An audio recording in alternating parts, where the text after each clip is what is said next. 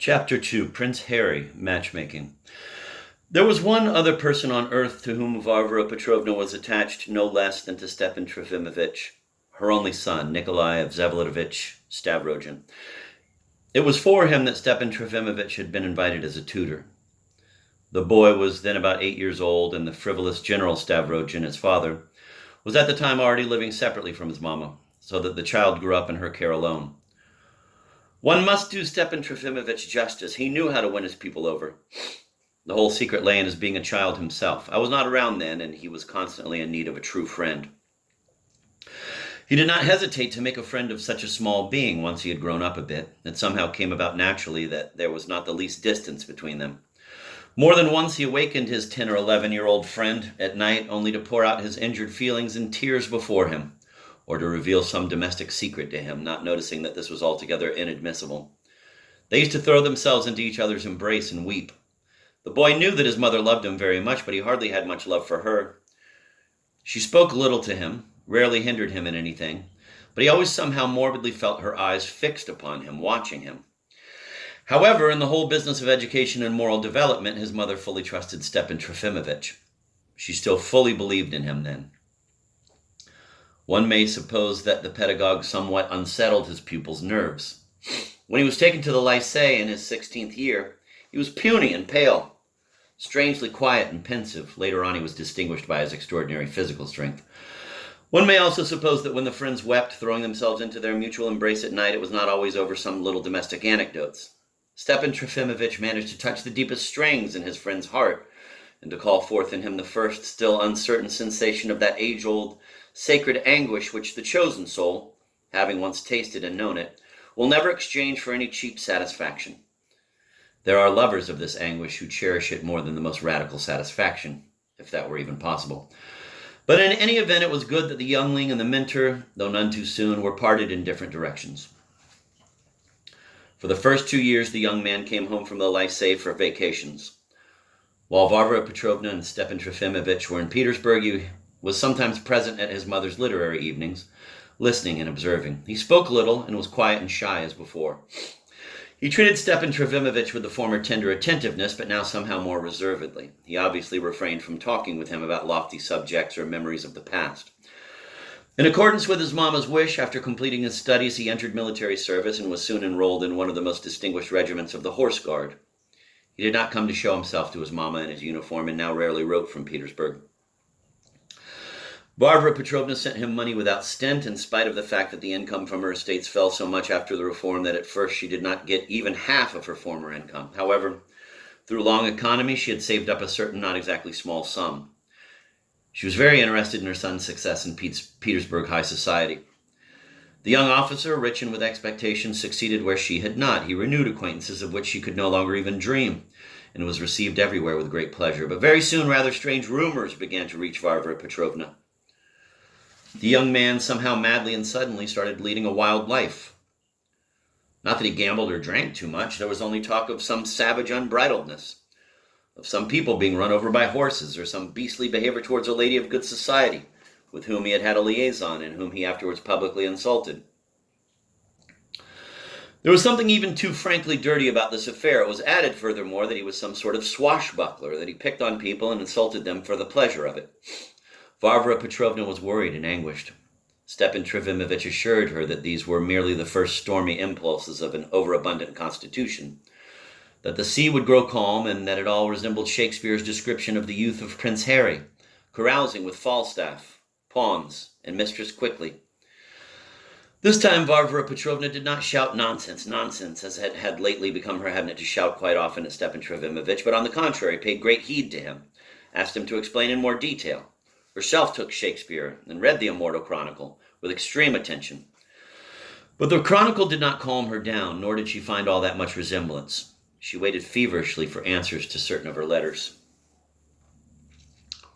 The answers were not slow in coming. Soon the fatal news was received that Prince Harry had almost simultaneously fought two duels, was entirely to blame for both of them, had killed one of his opponents on the spot and crippled the other, and as a consequence of such deeds had been brought to trial. The affair ended with his being broken to the ranks, stripped of his rights, and exiled to service in one of the infantry regiments, and even that only by special favor. In the year 63, he somehow managed to distinguish himself. He was awarded a little cross, promoted to non-commissioned officer, and then somehow quite soon to officer. Throughout this time, Varvara Petrovna had sent perhaps as many as 100 letters to the capital with requests and pleas. She allowed herself to be somewhat humiliated in so extraordinary a case. After his promotion, the young man suddenly retired, once again did not come to Skvoreshniki, and stopped writing to his mother altogether. It was learned in some roundabout way that he was back in Petersburg, but was not seen at all in the former society.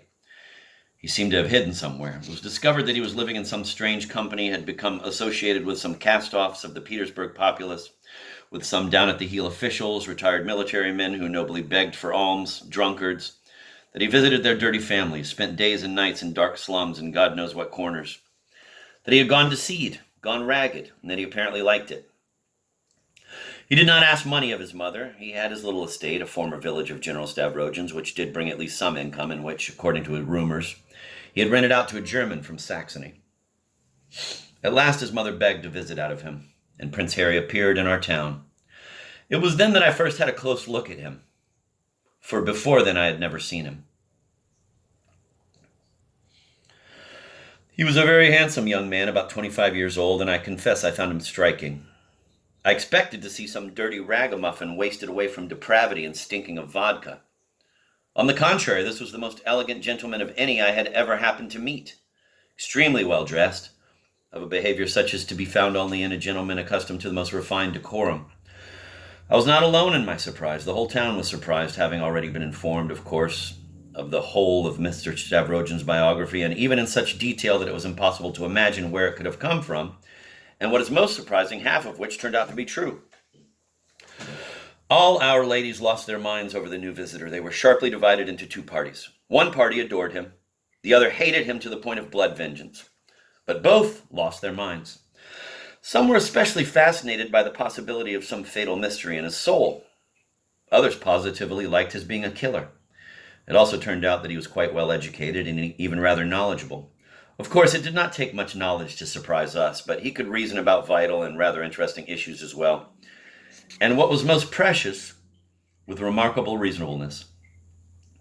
I will mention as an oddity that everyone here, almost from the very first day, found him to be an extremely reasonable man. He was not very talkative, was elegant without exquisiteness, surprisingly modest, and at the same time bold and confident like no one else among us. Our dandies looked at him with envy and were totally eclipsed in his presence. I was also struck by his face. His hair was somehow too black. His light eyes were somehow too calm and clear. His complexion was somehow too delicate and white. His color somehow too bright and clean. His teeth like pearls, his lips like coral. The very image of beauty, it would seem. And at the same time repulsive, as it were. People said his face resembled a mask. However, they said much else as well, about his great physical strength, among other things. He was almost a tall man. Varvara Petrovna looked at him with pride, but also with constant uneasiness. He spent about half a year with us, listless, quiet, rather morose. He appeared in society and observed all our provincial etiquette with unswerving attention. He was related to our governor through his father and was received in his house as a close relative. But several months passed, and the beast suddenly showed its claws. By the way, I will note parenthetically that dear, mild Ivan Osipovich, our former governor, had something of the woman about him, but was from a good and well-connected family, which explains how he could sit with us for so many years, constantly brushing all business aside. With his open-handedness and hospitality, he should have been a marshal of nobility of the good old days and not a governor in such a worrisome time as ours. There was eternal talk in town that it was not he, but Varvara Petrovna who ruled the province. It was caustically put, of course, but nonetheless decidedly a lie. And much wit was wasted among us on account of it. On the contrary, in recent years, Varvara Petrovna had specifically and consciously withdrawn from any higher destiny, despite the extreme respect accorded her by the whole of society, and voluntarily confined herself within the strict limits she set for herself. Instead of a higher destiny, she suddenly turned to the management of her estate, and in 2 or 3 years, brought its income up almost to the former level, instead of the former poetic impulses, visits to Petersburg, plans for publishing a magazine, and so on. She started scrimping and saving. She even removed Stepan Trofimovich from herself, allowing him to rent an apartment in another house, which he himself, under various pretexts, had been pestering her to do for a long time. Stepan Trofimovich gradually began referring to her as a prosaic woman, or even more jocularly, as his, quote, prosaic friend. To be sure, he allowed himself such jokes not otherwise than in the most highly respectful form, and after a long selection of the appropriate moment. All of us who were close to them understood, and Stepan Trofimovich more sensitively than any of us, that her son appeared to her then as if in the guise of a new hope, and even in the guise of some new dream. Her passion for her son dated from the time of his successes in Petersburg society, and had increased especially from the moment she received the news that he had been broken to the ranks. And yet she was obviously afraid of him and seemed like a slave before him. One could see that she was afraid of something indefinite, mysterious, which she herself would have been unable to explain. And oftentimes she studied Nicholas unobtrusively and attentively, pondering and puzzling over something.